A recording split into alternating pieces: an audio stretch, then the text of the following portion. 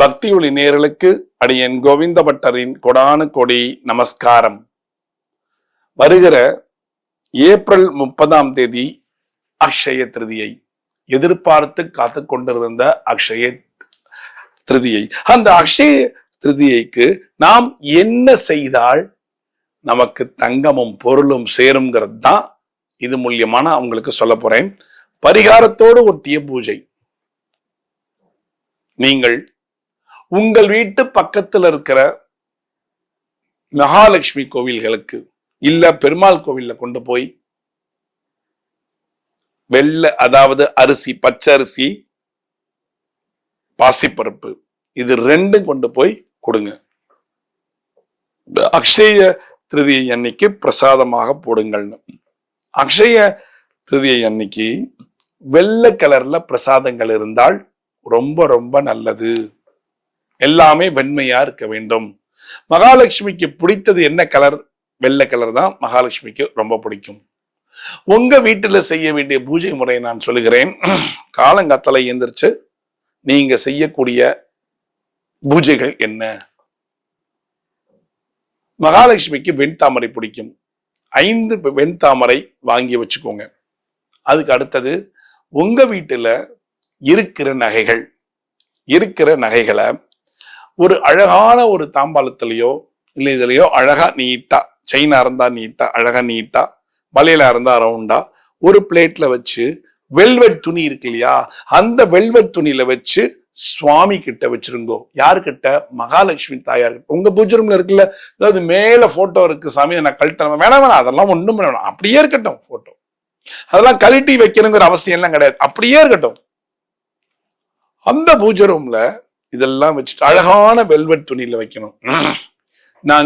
என்கிட்ட யூஸ் பண்ண காட்டன் துணி, சின்ன வெல்வெட்டா ஒண்ணு வாங்கிக்கோங்க, ப்ளூ கலர்ல வெல்வெட்.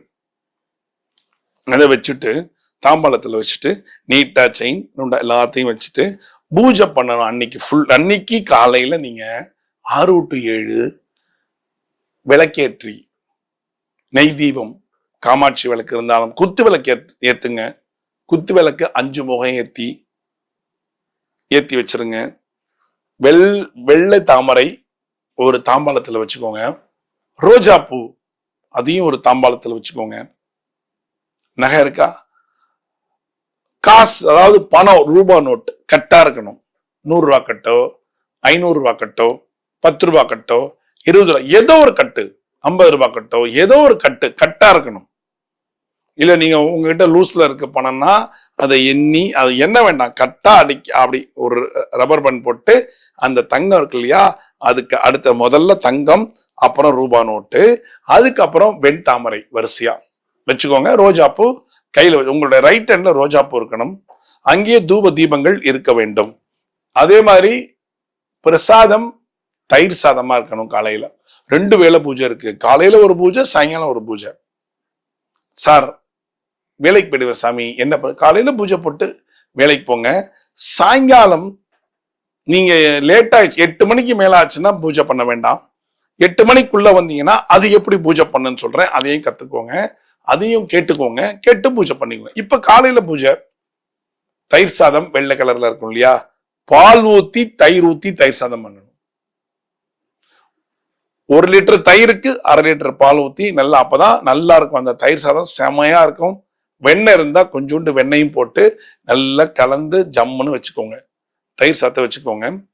துளசி இருக்கணும், கையில பூ இருக்கணும். இப்ப மகாலட்சுமிக்கு பூஜை பண்ண போறீங்க.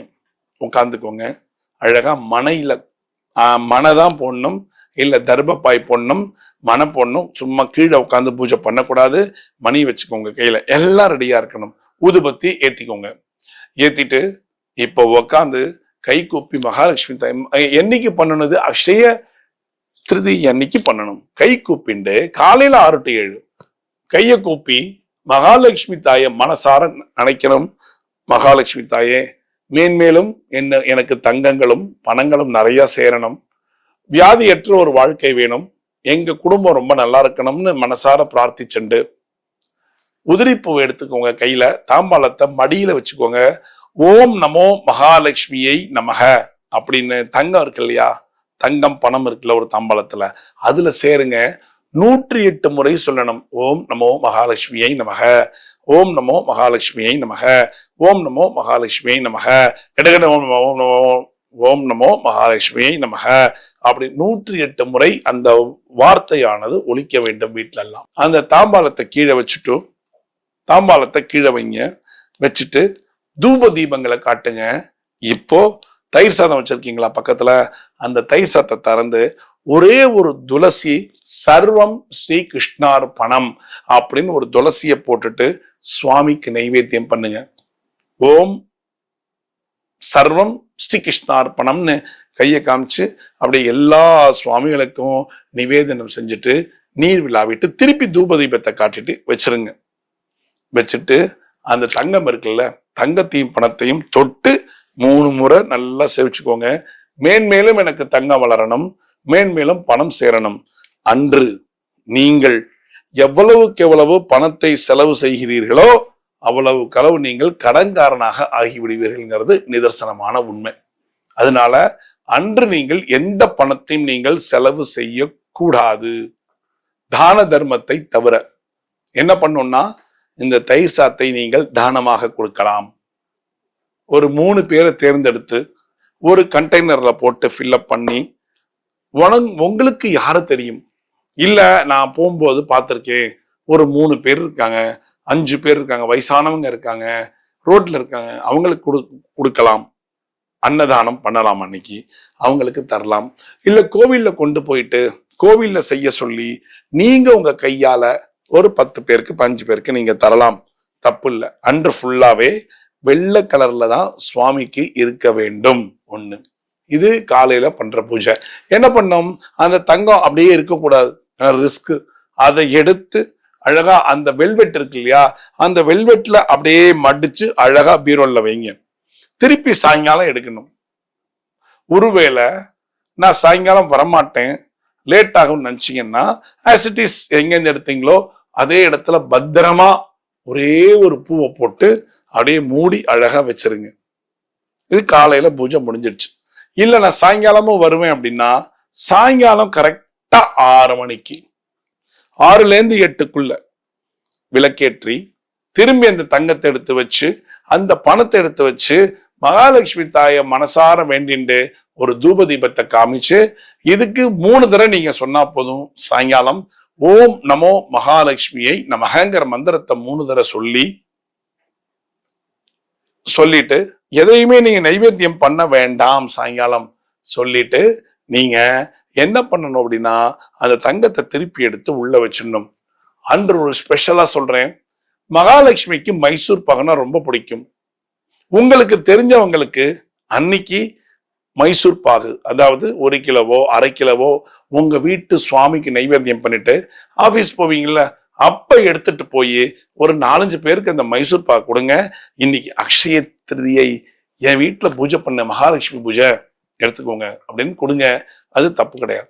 ஆனா இந்த ஒவ்வொரு வருஷமும் வரக்கூடிய அக்ஷய திருதியை அன்னைக்கு நீங்கள் எந்த விதமான பணத்தையுமே தான தர்மத்தை தவிர வேற எங்கேயாவது செலவு பண்ணீங்கன்னா நீங்கள் கடன்காரனாக ஆகிவிடுவீர்கள் என்பது ஐதீகம். இது ஐதீகம். யாருக்கெல்லாம் நம்பிக்கை இருக்கோ அவங்க செய்யுங்க. நம்பிக்கை இல்லாதவங்க தயவு செஞ்சு செய்யாதீங்க. நீங்க என்ன பண்றீங்களோ அதையே பண்ணிக்கோங்க. அது ஒண்ணும் பெரிய விஷயமே கிடையாது. ஆனா நான் நல்லா இருக்கணும், எனக்கு பணம் சேரணும், தங்கம் சேரணும், யாரெல்லாம் நினைக்கிறீர்களோ அவர்கள் மட்டும் இதை செய்யுங்க. போதும். செய்யறீங்களா? செஞ்சுட்டு நீங்க என்னைக்கு வேணாலும் எப்ப வேணாலும் எதை வேணாலும் வாங்கலாம். ஆனா அக்ஷய திருதியை அன்னைக்கு நீங்கள் பணத்தை சேமித்தால் உங்களுக்கு அந்த பணமானது நிறைய கொண்டு வந்து உங்களுக்கு கொடுக்குங்கிறது நிதர்சனமான உண்மை. செய்றீங்களா? நம்பிக்கை இருந்தாதான் செய்யணும். எனக்கு நம்பிக்கை எல்லாம் கிடையாது, இதுல எல்லாம் தயவு செஞ்சு செய்யாதீங்க. நீங்க என்ன பண்ணணும்னு தோணுதோ அதை தாராளமா பண்ணுங்க. இது ஐதீகம் தான். ரைட்டுங்களா? காத்தாலையும் ஒரு பூஜை பண்ணுங்க, சாயங்காலமும் ஒரு பண்ணுங்க. அக்ஷய திருதியை முடிஞ்சு போயிடும். காலையில முடிஞ்சா நீர்மோர் கொடுக்கலாம். காலையில முடிஞ்சா யாருக்கு வேணாலும் நீர்மோர் கொடுக்கலாம். இல்ல நீங்க கூட சாப்பிடலாம் நீர்மோர். அதாவது வெள்ளை கலர்ல தான் அன்னைக்கு ஃபுல்லா இருக்கணும். சரிங்களா? செஞ்சுட்டு உங்களுடைய வெல்த்தை நீங்க நிறைய ஏற்படுத்திக்கணுங்கிறது மகாலட்சுமி தாயிட்ட ஒரு விண்ணப்பத்தை வைங்க. எல்லாம் நல்லா இருக்கும், அருமையா இருக்கும். மீண்டும் ஒரு சாஸ்திர சம்பிரதாயத்தை நான் உங்களை சந்திக்கிறேன். பக்தி ஒளி நேயர்களுக்கு அடியின் கோவிந்த பட்டரின் கோடானு கோடி நன்றிகள்.